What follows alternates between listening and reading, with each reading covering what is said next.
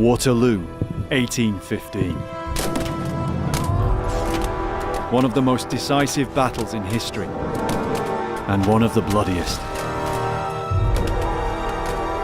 Napoleon's final bid for glory as the Emperor of France. Destroyed at the hands of Wellington and the Allies. But what happened after the fighting, when the guns stopped firing and darkness fell across the battlefield? What happened to the Waterloo dead?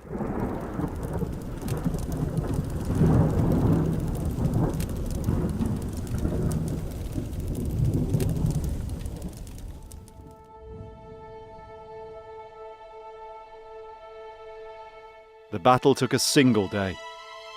By evening on June the 18th, 1815, more than 50,000 men lay dead or wounded. French, Prussians, Dutch Belgians, Hanoverians, British. Too often the memory of the battle is blurred by its iconography. Emperors, eagles, glory. Unlike the wars of the 20th century, or of today, very few of those killed were memorialized. Usually just officers, or a few celebrated individuals. Most of the dead have never been found. No mass graves on the battlefield ever discovered. Tim Sutherland is known for his work on the medieval period, but he specializes in battlefield archaeology. And Waterloo is one of the most well-known battlefields of all. So Waterloo's possibly one of the most famous battles in European history, and it led to some extent, it led to the formulation of the Europe that we would recognise today. It was through his work researching the battlefield of Agincourt that Tim discovered the character who would spark his interest in Waterloo. The 19th century antiquarian, John George Woodford. Woodford had excavated a mass grave at Agincourt in 1818, making him perhaps the first known battlefield archaeologist. But also among his papers were records from his own experience of battle just a few years previously. Tim found that Woodford had served as a British Army officer in the Napoleonic Wars, which culminated in 1815 when Bonaparte escaped from exile on the Isle of Elba and returned to take on once more the European powers. The campaign became known as the 100 Days. The veteran French soldiers flocked back to their eagle standards, and Napoleon launched his reformed Grande Armée in a lightning bid to capture Belgium and the Low Countries. Standing in his way were the Allied British and Prussian armies. Falling back, they fought off Napoleon at Quatre Bras and Ligny before bringing their armies together to stop him once and for all. The British and Allied commander, the Duke of Wellington, chose his position defending a shallow valley astride the main road a few miles south of Brussels. Woodford, a lieutenant colonel, was a staff officer during the campaign. One of his jobs would have been to carry dispatches between his division and the commander-in-chief. Wellington's headquarters before the battle were here in the nearest town, Waterloo. I'm now walking in John George Woodford's steps yet again. Here we are at the command centre of the whole of the British Army. Wellington sitting at his desk. Woodford walks in, hands Wellington a dispatch. "What's your reply, sir?" Wellington would have said, "I'm sorry, there's no time for a reply. The French have cut the road. You're not going to go back. You are going to join me as an aide. And not only that, but we're about to move off onto the battlefield." All day, Wellington's 68,000 men held out against repeated attacks from Napoleon's 73,000.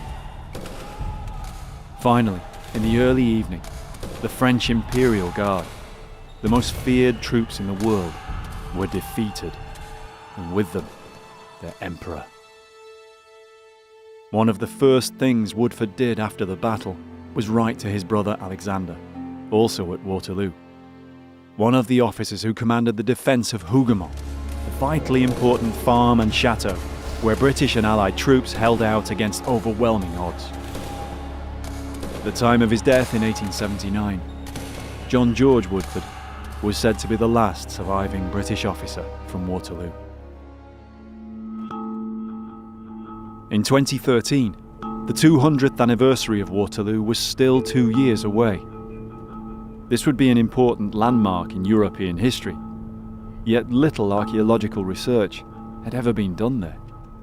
I'd heard a lot about what was happening at Waterloo, and with the anniversary coming up, I thought it's important that somebody actually acknowledges the fact that there is battlefield archaeology. The battlefield is relatively untouched.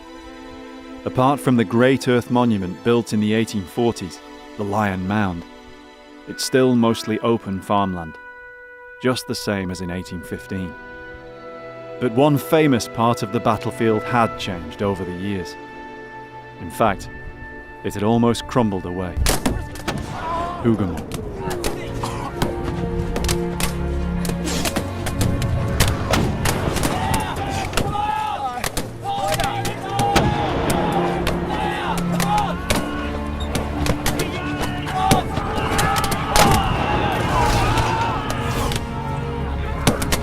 At least 600 men are thought to have died in the fighting here. The farm and buildings had always been one of the most evocative parts of the battlefield to visitors. They seemed hardly to have changed since 1815, but by the early 21st century they'd fallen into disrepair, and with the passing of the last tenant farmer, had become virtually derelict.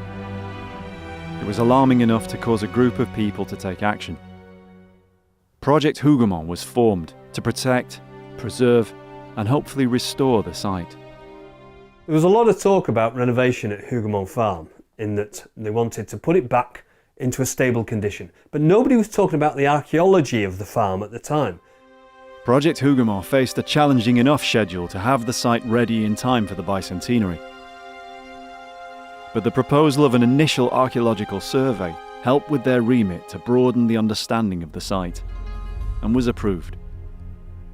Tim and his team from the University of York prepared to go from medieval to Napoleonic and headed to Waterloo. When they got there, they were taken aback at how quickly things were moving. When I arrived on site, it was evident there was huge amounts of activity. There were people rebuilding things, there was new roofs going on, new windows, etc. But it was alarming that there was no archaeological work apparent on the site at all. One of the problems is that it's a huge piece of land, and so what we thought we'd better do is target specific areas, analyse those in detail, hopefully get some more information and work our way forwards from that point. The team used a variety of remote sensing methods. Geophysics specialist Helen Goodchild uses magnetometry and earth resistance in selected areas to sample the ground conditions. It's never been attempted here before, so no one has any idea if it will reveal archaeology from the battle in 1815 or the entire time frame of the site's occupation. This area was an ornamental garden. Surviving accounts describe the area at the end of the battle, littered with the bodies of dead soldiers. It's possible traces of the original features might remain. The team also use another technique, one that helps encompass wide areas of the large site quickly. With so much development going on, there's no knowing what might change by the time they're able to return. They need to capture large amounts of data quickly.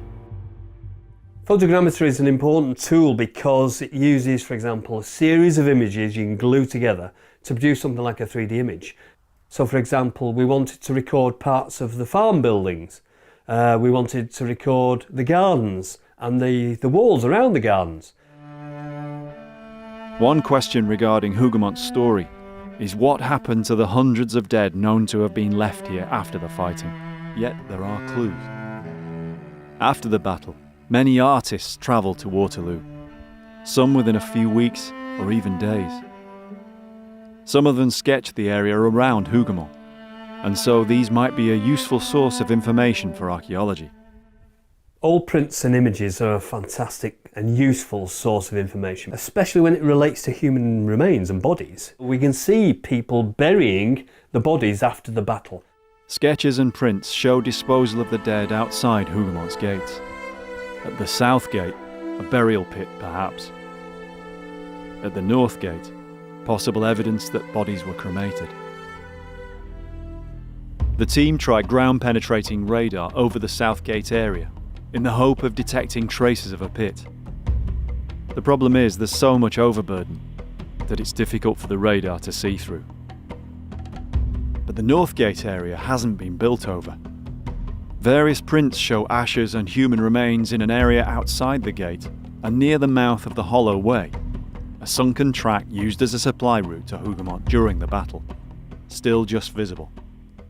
What we're looking for is any trace of burning that would have taken place on site.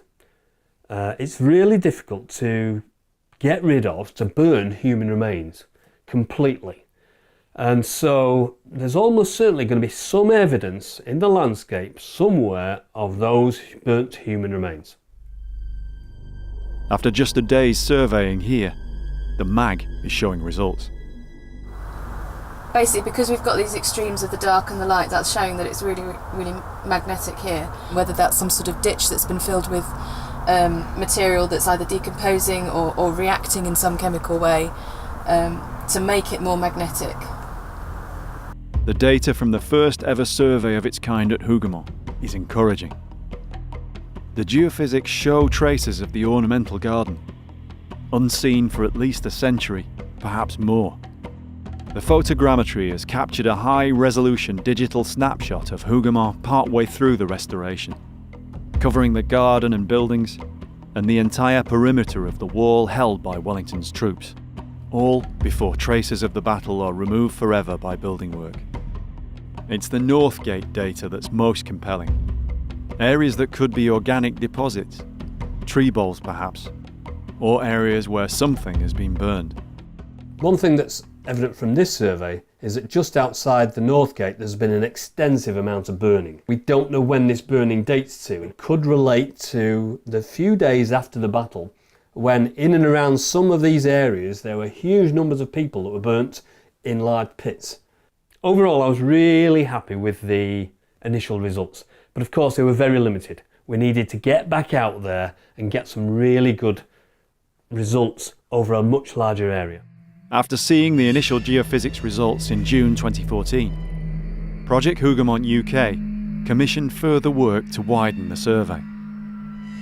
But it's winter by the time the permissions are in place, the survey team are available, and the work can go ahead. From the moment Tim arrives, he sees there have been huge changes. Spurred on by the June 2015 deadline, hardly any part of the site has escaped some form of renovation work, including some of the areas covered by the initial survey the previous spring. At least the photogrammetry captured some details before they changed.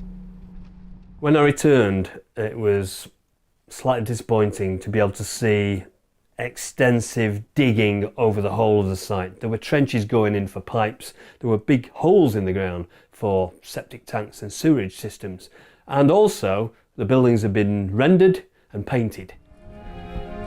The survey has been carried out for Project Hougoumont UK, but it's seen as a commercial venture by the Belgian authorities, and therefore permission to dig isn't granted. At the North Gate, the very site Tim wants to investigate the possible cremation area but isn't allowed to, developers aren't bound by the same restrictions as archaeologists. It's quite frustrating in that there's huge amounts of ground disturbance that's been undertaken, including very large pits that have been dug for soakaways and drains, and they don't need any permissions to disturb the ground. So they can dig what they want without recording anything, and that's the nature of building. But unfortunately, we're not allowed to come in and record this as it is, or disturb any ground.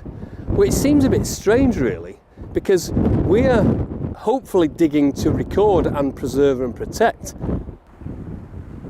And all the topsoil that was here that's probably never really been disturbed in the last 200 years or so. Anything that was fought over and dropped on this ground has now been disturbed, and it's been moved around. Some of it's been put back roughly where it was, but some of it's just been moved around, and some of it, because they've actually excavated large holes and then put something back into the holes, such as the soakaways, they've got too much soil, so they have to take that soil away somewhere else. Now that soil and the material it contained is now somewhere else. Now what it contained we'll never ever know, because it's gone. Nevertheless, the team press on. The idea is to extend the survey around the grounds and buildings. To cover a wider area, they've brought new equipment to trial for the first time in the field. It's a specially built vehicle for the magnetometer array, fully non-ferrous so as not to affect the signal.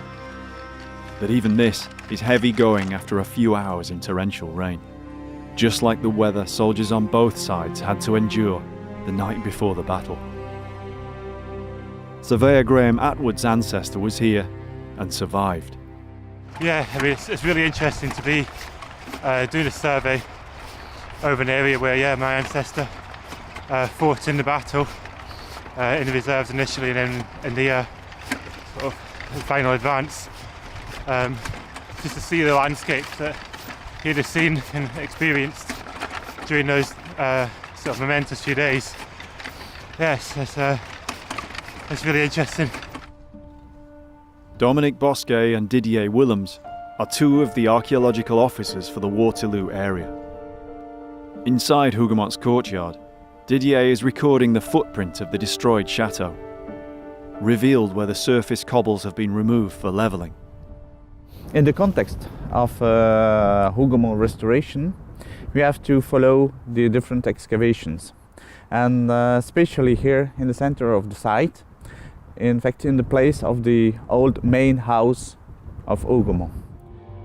Despite the disruption caused by developers at the North Gate, Tim's not giving up. He and Dominic Bosquet look at soil samples from across the area. The samples reveal a widespread layer of burnt material. This could be from general waste disposal on the farm, but it seems likely that it's also the remnants of what went on after the battle.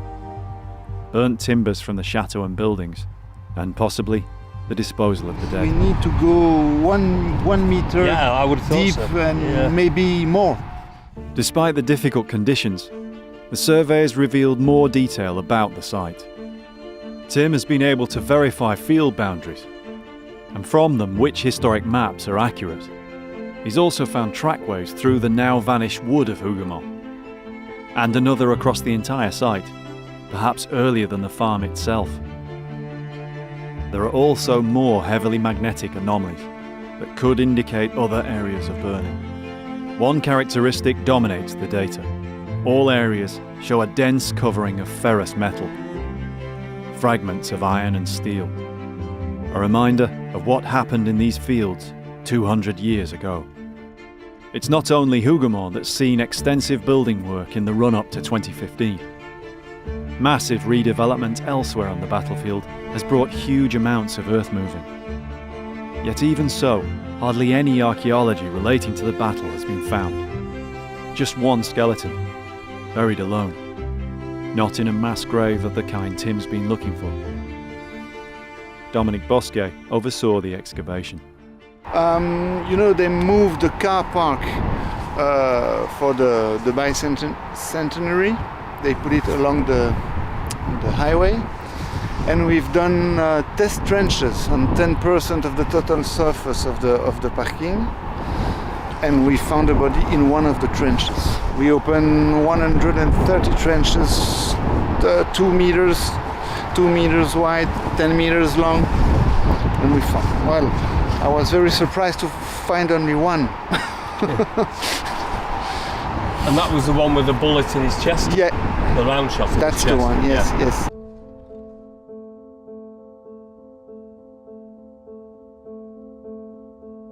The skeleton has been identified as probably that of an Allied Hanoverian soldier, probably an infantryman. As Wellington famously put it, the only thing worse than a battle lost was a battle won. And for the British and Allied victors at Waterloo, It was a new experience to find themselves still present among the carnage of their victory. At this time, a victorious army usually moved off in pursuit of its defeated enemy. Only rarely did it remain where it had fought. After Waterloo, the pursuit of the broken Grande Armée was left to the vengeful Prussians.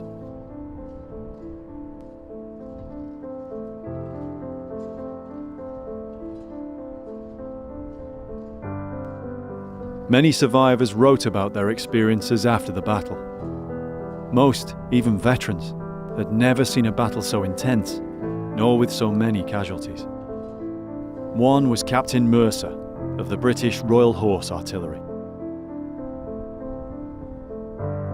Author Paul O'Keefe has researched extensively this period after the fighting, the moment many historians turn the page and move on to later events. For many thousands of men on the evening of June the 18th, 1815, the story of the battle now became one of shock, bewilderment, fear, and agony. Mercer's battery of guns, G Troop, spent the climactic hours of the battle on the lip of the British and Allied ridge. From here they fired at the French cavalry attacking them up the hill, often at point-blank range. By evening, they were exhausted. At the end of the battle, G Troop was in an appalling tangle. The guns had been recoiled, pushed forward, fired, recoiled, pushed forward, fired, until his men did not have the strength to push forward the guns again. And that was when the battle finished. And just over there, in front of Mercer's now immobilised guns, was a pile of corpses. It could be seen from Napoleon's lines on the other side of the valley. Mercer's guns had practically altered the topography of the field. At midnight, when the exhausted Mercer woke up, he looked out over a moonlit landscape of carnage. It was rendered almost perversely beautiful by the silvered moonlight. He described a landscape of slaughter, and here and there, all over the battlefield, pencils of light reflecting from the moon's beams from cap badges, cuirasses, discarded weapons. So the entire scene of slaughter in the darkness glistened and twinkled in the moonlight. And here and there he could see men struggling to bind up their wounds, occasionally trying to get up and then falling exhausted back to bleed to death. And what made the scene even more eerie was that for Mercer, it was entirely silent. His eardrums had been hammered to deafness by 10 solid hours of artillery fire. So although he could see everything, the spectacle was of total silence.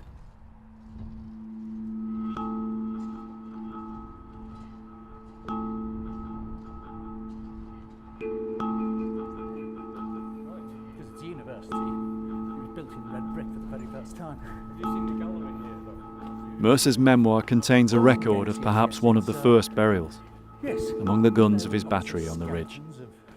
He left an account of waking up on the morning after the battle, and the first person to come to him is one of his men, and he says, "Permission to bury Driver Cramond, sir." And Mercer says, "Well, why Driver Cramond specifically?" And the reply is, "Because he looks so frightful, sir. The men have not had a wink of sleep for him." And Driver Cramond had been hit by a round shot which had taken away most of his head, but left his face still attached to the ragged remains of his neck. And the eyes of Driver Cramond had so spooked Mercer's men that they'd been unable to sleep all night. Mercer's crew just couldn't sleep for the sight of this absolutely appalling sight. And it's almost as if in microcosm that stands for all the other ghastly sights of the battle. All across the battlefield that morning, the survivors took in the scale of the previous day's slaughter. Veterans were saying they had never seen anything like this battlefield. The Battle of Leipzig was a much, much bigger battle, but it was fought over an area of about 20 miles over 3 days. So we're talking about something that's really condensed. Congested slaughter. This is the actual field of battle. The action took place over 5 square miles. Which is very small, really. Very, very small. 5 square miles and upwards of 53,000 dead and wounded at the end of it all. Through his work on medieval sites, Tim has identified an archaeological sequence as battlefields were steadily cleared and the dead buried. Could this model be similar to what happened in the aftermath of Waterloo? One thing we seem to have in a medieval context is that we have the battle, and then there is almost an obligation for the king or the leader of the victorious army to hold the field for at least one night, a couple of days or whatever. Presumably that's so that the arms can be picked up, their own wounded can be dealt with, and anything valuable can be removed. And then of course that army moves on and the field is left to anybody else that comes along afterwards. And then over the next few days, weeks, months, there is the sort of obligation for somebody, usually somebody religious, to come and clear the battlefield. So they put the dead either in graves or in pits and then bury them. The burials were undertaken by the peasantry who were conscripted. We have accounts of the peasantry being conscripted by Prussians at bayonet point. Right. They had to Persuade them to bury the dead. It was a huge task. The human bodies could at least be moved by carts or barrows. But it wasn't just dead humans that had to be dealt with. The sheer mass of dead horses presented formidable problems. Remember, obviously, we're talking about hundreds, thousands of horses, potentially. And all this has got to go somewhere. Something's got to happen to it, because it's not there now. 7,000 horses, apparently. That's a large number. About 7,000 horses. Dead and maimed. The maimed horses, a great danger to the injured. They tried burying the horses. And if you can imagine a grave pit, you'd need a huge grave pit to bury 7,000 horses? 7,000 You need a horses. quarry, basically. Yeah, you'd need a quarry. There was no quarry. So they started burying the horses. By about day 3 or day 4, they've given up on burying the horses, so they start burning them. Similarly, they were also burying the human dead. Now, what would normally happen, and which happened at Waterloo, was the bodies would be stripped naked, and all the valuables would be taken either by the local peasantry or by the survivors of the battle. A lot of the looters were British soldiers. Of course, there were people around the periphery of the battlefield almost pillaging as the battle's still taking place, including soldiers and hangers-on. There's a famous account of when General Picton was shot from his horse. He'd no sooner hit the ground than one of his own men was rifling through his pockets, grabbing his spectacles and his watch.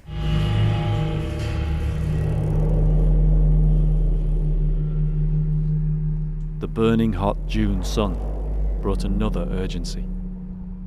It was the logistics of the slaughter that created this urgency.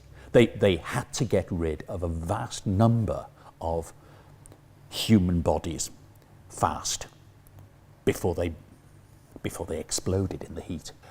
Within about a week, they realised they weren't burying them fast enough, so they started burning them.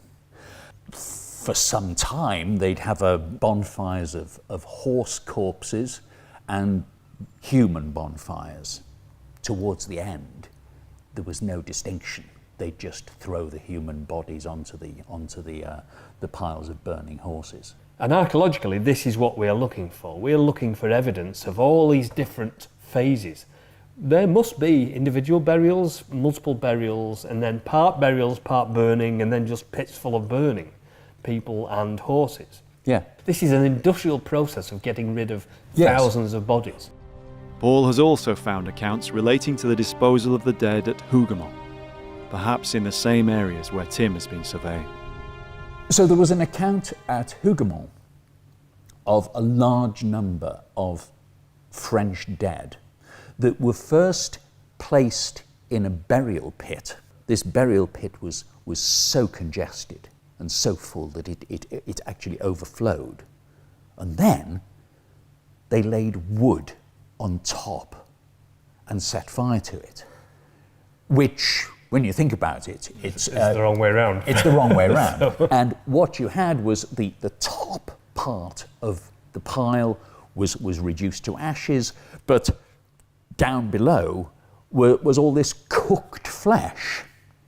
It would just be like a great earth oven below the fire. Of course, it wouldn't do the job properly. No, because of course not. ideally you want to burn basically the fat of the animals and the people, and then that burns, turns it into a proper cremation.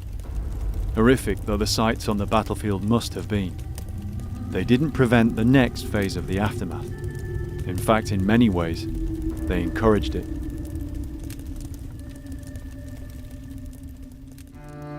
La Belle Alliance was an inn on the main Brussels road, Napoleon's command position during the battle.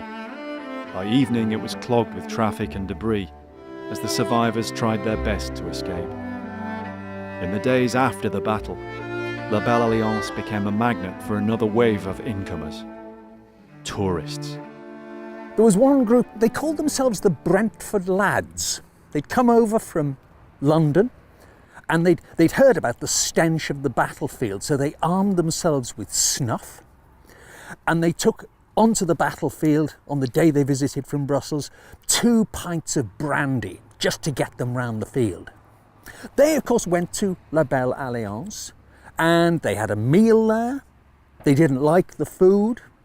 They said that the bacon was yellow and rancid, and one of them suspected it had been actually cut off dead bodies. They were very, very thrilled as the harvesters went through the cornfield to find a severed leg looking very fresh still. They also found, sticking out of one of the burial mounds, a decaying hand. And they assumed it was a Frenchman's hand. And they took 2 fingers off and took them back to London, pickled in spirits. There were others too for whom the presence of dead bodies was an incentive to visit the battlefield. Liverpool's Victoria Gallery and Museum has a collection relating to Waterloo. But its most unique artefacts aren't the usual trappings of battle. Even into the 20th century, dentures were sometimes known as Waterloo teeth. But it wasn't just a nickname. The dentures in this collection are made from real teeth, from the skulls of real soldiers dead in the mud at Waterloo. 1815 wasn't the first time this happened. Through his research, Paul has explored the truth behind this legend. Teeth had been collected from battlefields for many years before Waterloo. It was said that at Leipzig, when all the Prussian soldiers that were killed there were straight out of military academy, and the French were all raw levies, and they hadn't got old enough to stain their teeth with tobacco. And this was the great harvest of Leipzig. That was 1813. The rise in interest in medical science in the early 1800s led to a steady demand for cadavers for dissection. But also as sugar became more common, there was an even greater demand for teeth. These men were body snatchers, resurrection men, come over from England following the Allied armies, Wellington's armies across the peninsula. There's a story of a man encountered on the borders between Spain and France in 1814, and he said to a surgeon, "Oh sir," he said, "let there just be a battle, and then we shall have no want of teeth. I'll pull them as soon as they're knocked down." In 1815, the tooth collectors were waiting in the wings for just such a battle. Immediately after a battle, they would go in and they would just pull teeth. They would collect teeth, take them back to London, sell them to dentists. The dentist would then put these real teeth into plates of ivory, hippopotamus ivory, walrus ivory, elephant ivory. They only took the incisors and the canines, only the bits of the teeth that showed when you spoke. Even in the American Civil War in the 1860s, when teeth were still being drawn and used for dentures in England, they were still known as Waterloo teeth. Yet there's hardly any documentary evidence for the practice having happened at Waterloo. Paul has tracked down the only record. There is only one account, documentary account, of the taking of teeth from the battlefield of Waterloo.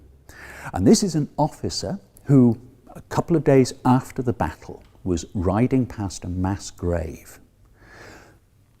On the side of the mass grave, piles of naked bodies.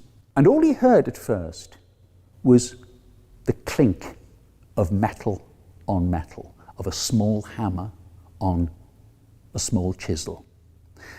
And he noticed a group of what he described in the casual anti-Semitism of the time as a group of Russian Jews chiseling out the front teeth of the bodies before they were thrown into the grave. All he heard was the clink, clink, clink of hammer on little chisel.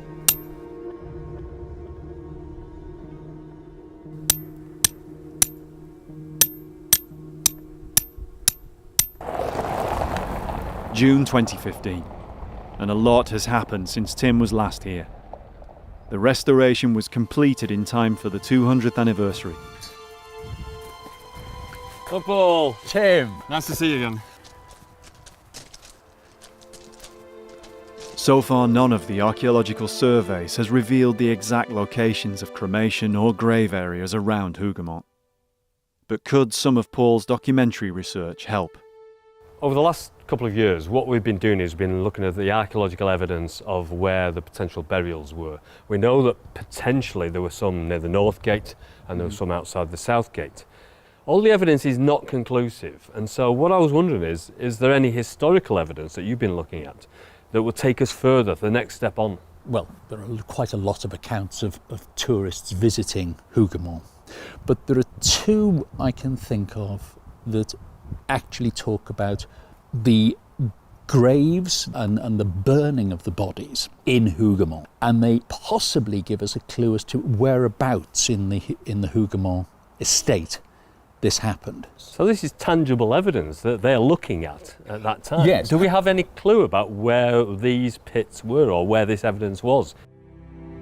While Hougoumont chapel is virtually unchanged since 1815, the adjoining chateau burned to the ground, leaving the courtyard open as it is today. Beyond, on the north side of the enclosure, there were outbuildings which were badly damaged during the battle. So much so that they were pulled down in the weeks or months afterwards. Retracing the Reverend Rudge's steps, Tim and Paul try to recreate what he saw. One source is a Reverend Mr. Rudge who visited the field of Waterloo a few days after the battle. Right. Okay? He visited Hougoumont, and he says, in one of the outbuildings, of which the roof and wall were nearly destroyed, was a large room in which the bodies of some hundreds had been burnt. And he says that their ashes yet smoked. And I am sure I speak without exaggeration when I say that the ashes of the dead were in this place 3 feet deep. So there's 3 feet of ash in a large room in this ruined outbuilding. Semi-demolished building. Yes. Yeah. We know that the outbuildings that were destroyed was the main barn and those two buildings along the eastern wall of the chateau. Now, obviously, the main barn has been renovated, and we can see it now. It's all back to normal. And as far as we know, they never found any human remains in the footings of those. Right. Okay. Well, the second source is from Robert Southey's journal. He arrived at Hougoumont from La Belle Alliance with his party, one of whom was a Mr. Nash, an artist. Mr. Nash made a first sketch just to the left of the gate, and he made a sketch of the chapel. Yes. His second sketch was probably from about where we're standing now. Okay. And he made a second sketch from the door of the chapel, comprising the interior of the ruins. So presumably the interior of the ruins is what this empty space we're looking at. We've got the chateau in front of us, and Yes. we've got the ruined buildings of the whole farm in front of us now. That suggests that this is actually inside the courtyard. Yeah. Now, everybody else has been looking outside the courtyard, and this is a significant historical document. The way we look at it now, we've got our back to the chapel. If we look down, there's only one way to look, basically, through the ruins of the chateau itself and down onto the ruins of the barns, in which case that suggests that somewhere in that corner is where they've been burning the dead and potentially burying them. And of course, that's where there is nothing now. No. There is just a blank open courtyard. Could this explain why the outbuildings were never rebuilt? For years afterwards, it may have been remembered as an area where bodies were burned. Perhaps even why, decades later, trees were planted here, inside the courtyard. Now we end up with a completely different interpretation to that which we started out with. After 18 months, 2 years of quite thorough archaeological investigation, we've now got somewhere significantly interesting that potentially I'm standing on the site of where they might have burnt the bodies. And in terms of where we started off, I think this is fantastic because it's got us somewhere, and it does look now as if this is the place where some of the bodies were burnt within this derelict building just after the Battle of Waterloo. The only way to tell for sure will be through archaeology. I think the interesting thing about archaeology is that you have to apply the process, and it leads you hopefully to new ground, and it might not be me that gets to dig it, which can be quite frustrating, but that's what archaeology is all about. It might not be us that does the final bit of the work. Wellington regarded the holding of Hougoumont as the single most important act in winning the Battle of Waterloo. The victory brought about the end of Napoleon and almost 25 years of constant war. The remains of the men killed during this act possibly still lie within a few yards of where they died.